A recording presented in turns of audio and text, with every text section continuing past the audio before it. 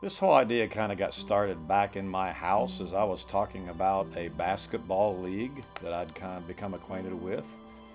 But we decided we would start one of the Upwards programs we've been using in elementary school.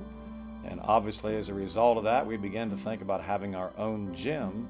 But it's kind of morphed beyond a gym. It's morphed into something much greater than that, a bigger tool than that. We want to connect with our community, connect with people from the Ohio Valley, people from our area, and just be a light in a place that, it's pretty dark right now.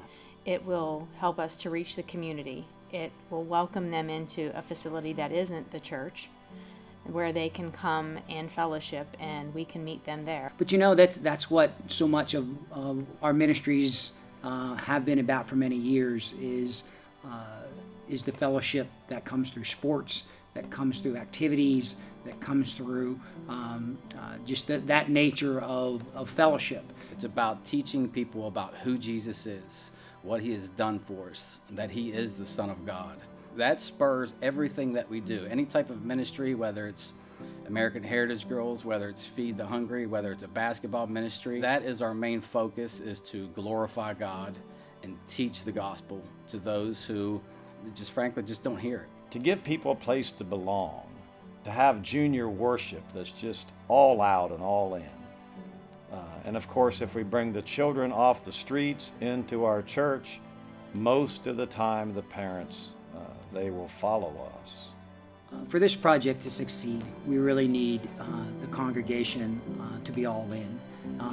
In my heart, it's the congregation's building, and I don't want it to be Adam Mitchell's building. I don't want it to be a marriage ministry building. I don't want it to be a committee's building.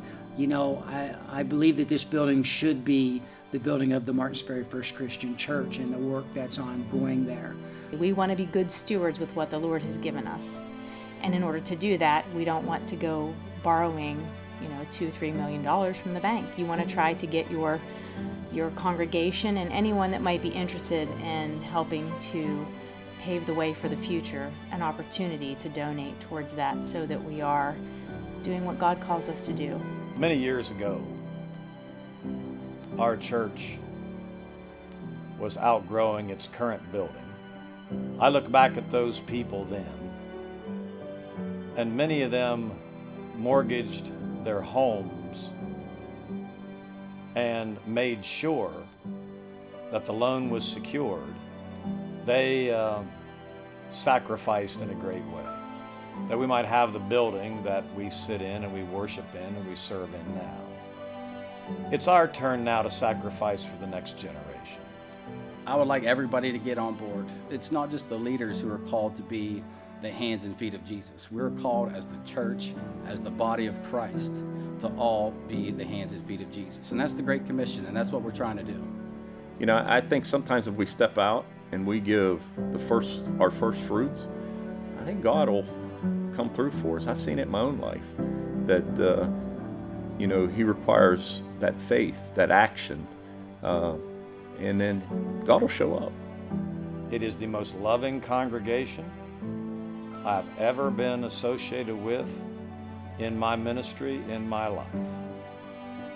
These people will give not just their coat, they'll give their shirt when asked.